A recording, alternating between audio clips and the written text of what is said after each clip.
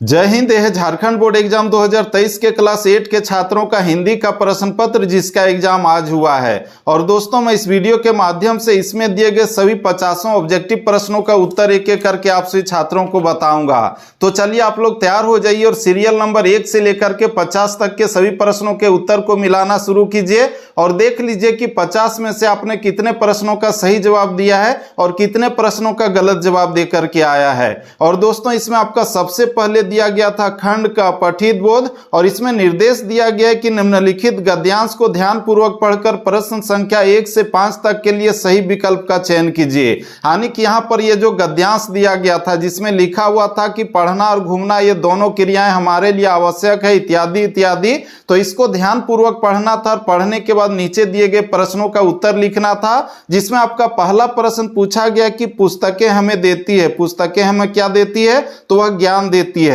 इसका दोस्तों हम लोग आगे बढ़े तो आपका दूसरा प्रश्न पूछा गया है कि घूमने से हमें क्या मिलता है, तो दोस्तों घूमने से हमें अनुभव मिलता है, यानी कि ऑप्शन नंबर 2 आपका सही है। इसका हम लोग आगे बढ़े तो आपका तीसरा प्रश्न पूछा गया कि भारत के पश्चिम में क्या है, तो दोस्तों भारत के पश्चिम में रेगिस्तान और समुद्र है, यानी कि ऑप्शन नंबर 1 आपका सही है। इसका हम लोग आगे बढ़े तो आपका चौथा प्रश्न है कि जब हम भ्रमण करते हैं तो वहां किस चीज से परिचित होते हैं, तो वहां पर हम लोग जो है संस्कृति है, सभ्यता और विविधता, इन तीनों से परिचित होते हैं, यानी कि इसका सही उत्तर होगा ऑप्शन नंबर 4 इनमें से सभी। इसका दोस्तों हम लोग आगे बढ़े तो आपका पांचवा प्रश्न पूछा गया कि उत्तर का विलोम शब्द है, उत्तर का विलोम शब्द क्या है, तो दक्षिण होगा, यानी कि ऑप्शन नंबर 4 सही है। इसका हम लोग आगे बढ़े तो आगे आपका निर्देश दिया गया है कि निम्नलिखित काव्यांश को ध्यानपूर्वक पढ़कर प्रश्न संख्या 6 से 10 तक के लिए सही विकल्प का चयन कीजिए। यानी कि यहाँ पर ये जो कविता दी गई है तो इस कविता को ध्यानपूर्वक पढ़ना था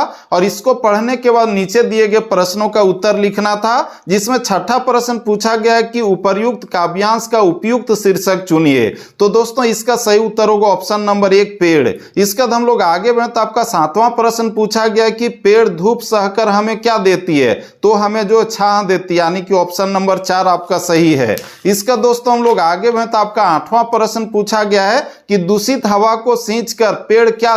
करते हैं, तो दोस्तों दूषित हवा को खींचकर पेड़ क्या करते हैं, तो इसका सही उत्तर हो जाएगा आपका ऑप्शन नंबर 3 विशुद्ध प्राणवायु प्रदान करते हैं। इसका हम लोग आगे बढ़े तो आपका 9वां प्रश्न पूछा गया कि हमें किससे प्राण मिलता है, तो दोस्तों हमें किससे प्राण मिलता है, ये विशुद्ध वायु से मिलता है, यानी कि ऑप्शन नंबर 2 सही है। इसका हम लोग आगे बढ़े तो आपका 10वां प्रश्न है कि उपवन का पर्यायवाची शब्द क्या है, तो उपवन का पर्यायवाची शब्द जो है आपका बगीचा भी है, बाग भी है, वाटिका भी है, यानी कि इसका सही उत्तर हो जाएगा ऑप्शन नंबर 4 इनमें से सभी। इसका हम लोग आगे बढ़े तो आपका 11वां प्रश्न पूछा गया है कि अग्नि का तद्भव रूप बताइए, तो दोस्तों अग्नि का जो तद्भव रूप है वो है आपका आग, यानी कि ऑप्शन नंबर 1 सही है। इसका 12वां प्रश्न है कि उच्चारण शब्द का संधि विच्छेद कीजिए, तो उच्चारण शब्द का संधि विच्छेद होगा उत जोड़ चारण, यानी कि ऑप्शन नंबर 2 सही है। इसका 13वां प्रश्न है कि सम्मान का विलोम बताइए, तो सम्मान का उल्टा होता है अपमान, यानी कि ऑप्शन नंबर 3 सही है। इसका 14वां प्रश्न है कि पुत्र का पर्यायवाची शब्द है, तो पुत्र का पर्यायवाची शब्द होगा बेटा, यानी कि ऑप्शन नंबर 4 सही है। इसका 15वां प्रश्न है कि अभिमान शब्द में उपसर्ग बताइए, तो अभिमान में कौन सा उपसर्ग है, तो होगा अभी, अभी जोड़ मान, यानी कि ऑप्शन नंबर 2 आपका सही है। इसका दोस्तों हम लोग आगे बढ़े तो आपका 16वां प्रश्न पूछा गया है कि आई प्रत्यय से बना शब्द है, कौन है, तो पढ़ाई, यानी कि ऑप्शन नंबर 4 सही है। इसका 17वां प्रश्न है कि सेनापति में कौन सा समास है, तो इसमें तत्पुरुष समास है, यानी कि ऑप्शन नंबर 2 सही है। इसका 18वां प्रश्न है कि टोकरी में रसीले आम रखे हैं, विशेषण बताइए, तो यहाँ जो हम लोग देख रहे हैं रसीले, यही आपका विशेषण है, यानी कि ऑप्शन नंबर 2 सही है। इसका आपका 19वां प्रश्न पूछा क्या है कि मिद्दू राखाल के साथ कुछ अमरूद भिजवाए थे, तो यहां पर क्या होगा, तो यहां पर होगा आपका ने, बिद्दू जो है एक आदमी का नाम है, वहीं पर राखाल भी एक आदमी का नाम है, तो यहां पर खाली स्थान पर आपका हो जाएगा ऑप्शन नंबर 3 ने। इसका हम लोग आगे बढ़े तो आपका 20वां प्रश्न पूछा गया कि हाथ मलना मुहावरे का सही अर्थ बताइए, तो इसका सही उत्तर होगा बहुत पछताना, यानी कि ऑप्शन नंबर 4 सही है। इसका हम लोग आगे बढ़े तो आपका जो अगला प्रश्न के लिए निर्देश दिया गया है कि निम्नलिखित निम्नलिखित गद्यांश को ध्यानपूर्वक पढ़कर प्रश्न संख्या 21 से 25 तक के लिए सही विकल्प का चयन कीजिए। और ये दोस्तों ये जो गद्यांश दिया गया है ये आपके पाठ्य पुस्तक आनी की किताब से दिया गया था और इसमें आपका प्रश्न पूछा गया है कि उपर्युक्त गद्यांश किस पाठ से लिया गया है। तो दोस्तों ये जो गद्यांश है ये किस पाठ से लिया गया है, तो ये लिया गया है झारखंड के दो सपूत यानी कि ऑप्शन नंबर 3 सही है। इसके बाद आपका 22वां प्रश्न पूछा गया कि हमारी शासन व्यवस्था की नींव है भारतीय संविधान यानी कि ऑप्शन नंबर 3 सही है। इसका हम लोग आगे बढ़े तो आपका 23वां प्रश्न पूछा गया है कि मरांग गोमके किन्हें कहा गया है, तो वो जयपाल सिंह मुंडा को कहा गया यानी कि ऑप्शन नंबर 1 सही है। इसका आपका 24वां प्रश्न पूछा गया है कि सन 1946 में किसका गठन हुआ, तो वो हुआ था संविधान सभा का यानी कि ऑप्शन नंबर 4 सही है। इसका आपका 25वां प्रश्न पूछा गया कि सपूत का विलोम है, सपूत का उल्टा क्या होगा, कपूत होगा यानी कि ऑप्शन नंबर 1 सही है। इसका आपका 26वां प्रश्न पूछा गया कि छोटा जादूगर पैसे क्यों कमाना चाहता था, तो दोस्तों छोटा जादूगर पैसा क्यों कमाना चाहता था, मां की सेवा के लिए यानी कि ऑप्शन नंबर 2 सही है। इसका हम लोग आगे बढ़े तो आपका 27वां प्रश्न पूछा गया कि लेखक की पत्नी ने तमाशा देखने के बाद छोटा जादूगर को क्या दिया, तो उन्होंने 1 रुपया दिया था यानी कि ऑप्शन नंबर 3 सही है। इसका हम लोग आगे बढ़े तो आपका 28वां प्रश्न पूछा गया कि हमारे आचरण पर किसका गुप्त प्रभाव पड़ता है, तो संगति का यानी कि ऑप्शन नंबर 1 सही है। इसका आपका 29वां प्रश्न है कि विश्वास पात्र मित्र जीवन में किसके समान है, तो दोस्तों वो औषध के समान है यानी कि ऑप्शन नंबर 4 सही है। इसका आपका 30वां प्रश्न पूछा गया है कि बड़े भाई साहब कॉपी किताब के हाशियों पर कुत्तों बिल्लियों की तस्वीरें क्यों बनाया करते थे, तो इसका सही उत्तर होगा आपका ऑप्शन नंबर 3 दिमाग को आराम देने के लिए। ठीक है,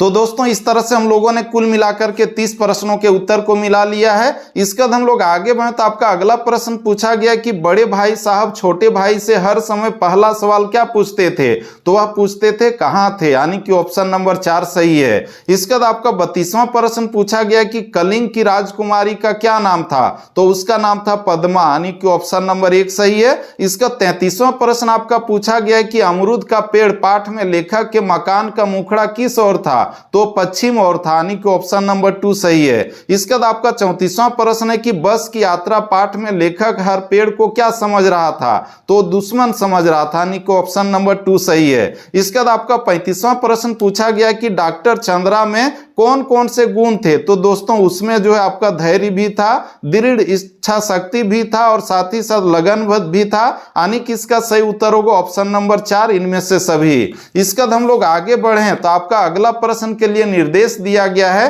कि निम्नलिखित काव्यांश को ध्यानपूर्वक पढ़कर प्रश्न संख्या 36 से 40 तक के लिए सही विकल्प का चयन कीजिए। यानी कि ये जो आपका काव्यांश दिया गया ये आपके किताब से दिया गया जिसको ध्यानपूर्वक पढ़ना था और पढ़ने के बाद नीचे दिए गए प्रश्नों का उत्तर लिखना था, जिसमें आपका 36वां प्रश्न पूछा गया कि उपर्युक्त काव्यांश किस कविता से ली गई है, तो दोस्तों ये ली गई है पथ की पहचान यानी कि ऑप्शन नंबर 3 आपका सही है।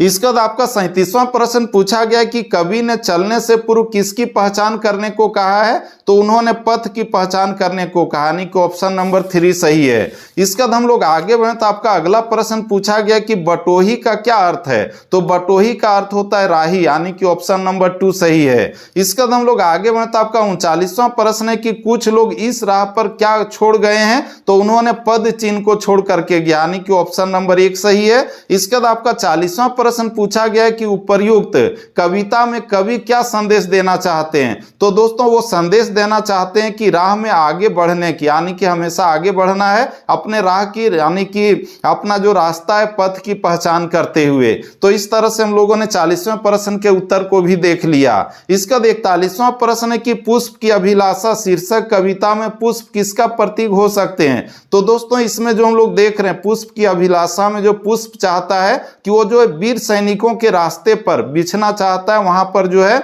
उस राह पर पढ़ना चाहता है जिस राह पर वीर सैनिक लोग चलते हैं। तो इसका जो हम लोग सही उत्तर ढूंढे तो हो सकता है सौंदर्य, लेकिन हम स्पष्ट नहीं है, आप लोग इसको अच्छे ढंग से देख लीजिएगा। इसका दोस्तों हम लोग आगे बढ़े तो आपका 42वां प्रश्न है कि पुष्प किस पर इठलाने से बचना चाहता है, तो वो जो है अपने भाग्य पर, यानी कि ऑप्शन नंबर 2 सही है। इसके बाद आपका 43वां प्रश्न है कि राम का भारत को संदेश शीर्षक कविता में श्री राम ने किसे समझाने का प्रयास किया, तो जो है भरत को समझाने का प्रयास किया। इसके बाद हम लोग आगे बढ़े तो आपका 44वां प्रश्न है कि श्री राम ने भरत को किसका पालन करने की सलाह दी, तो उन्होंने राजधर्म को पालन करने की सलाह दी थी, यानी कि ऑप्शन नंबर 3 आपका सही है। लेकिन दोस्तों ये जो दिया गया आप लोग देखिएगा किताब में, उसमें दिया गया बड़ों की आज्ञा भी उस लाइन में है, गुरुजनों की आज्ञा भी उस लाइन में है, और उसी के अनुसार राजधर्म का पालन करने के लिए कहा गया है। तो इसका जो सही उत्तर आप लोग देखें तो परफेक्ट उत्तर आपका 3 हो सकता है, लेकिन कहीं कहीं पर इसका उत्तर जो है 4 भी दिया गया, तो आप लोग इसे भी अच्छे ढंग से देख लीजिएगा। इसका दोस्तों हम लोग आगे बढ़ते, आपका 45वां प्रश्न पूछा गया कि तुलसीदास जी के अनुसार मुखिया को कैसा होना चाहिए, तो उसको मुख होना चाहिए, यानी कि ऑप्शन नंबर 1 सही है। इसके बाद आपका 46वां प्रश्न है कि किस कविता में प्रकृति को प्रदूषित नहीं करने के लिए प्रेरित किया गया है, तो उसका सही उत्तर होगा ऑप्शन नंबर 3 बूढ़ी पृथ्वी का दुख। ठीक है,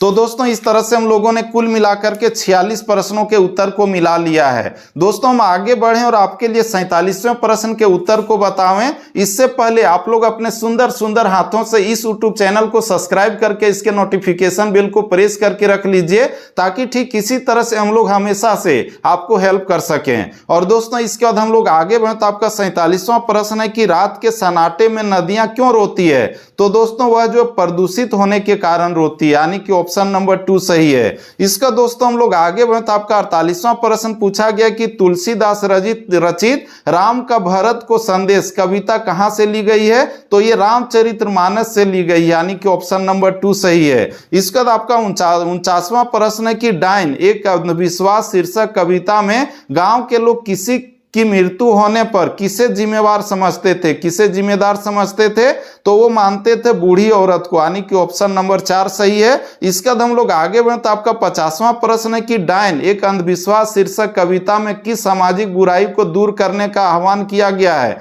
तो दोस्तों वो अंधविश्वास है, यानी कि ऑप्शन नंबर 4। तो दोस्तों इस तरह से आज हम लोगों ने इस वीडियो में आपसे झारखंड बोर्ड के क्लास 8 के छात्रों के आज हुए हिंदी के कुल मिलाकर के 50 ऑब्जेक्टिव प्रश्नों के उत्तर को मिला लिया। इसका हम लोग नेक्स्ट वीडियो में आपका जो इंग्लिश का 50 ऑब्जेक्टिव प्रश्न पूछा गया था उसके उत्तर को भी मिलाएंगे। तो आप लोग जो है उस वीडियो को भी देख लीजिए और अंग्रेजी में भी मिला लीजिए कि आपने कितने प्रश्नों का सही उत्तर दिया है। और दोस्तों साथ ही साथ आप लोग कॉमेंट में बताइए कि आप लोगों का हिंदी में कितने प्रश्नों का उत्तर सही गया। तो दोस्तों फिर से मिलते हैं हम लोग नेक्स्ट वीडियो में, तब तक के लिए जय हिंद, वंदे मातरम, जय झारखंड, जोहार Jharkhand, thank you, best of luck, धन्यवाद।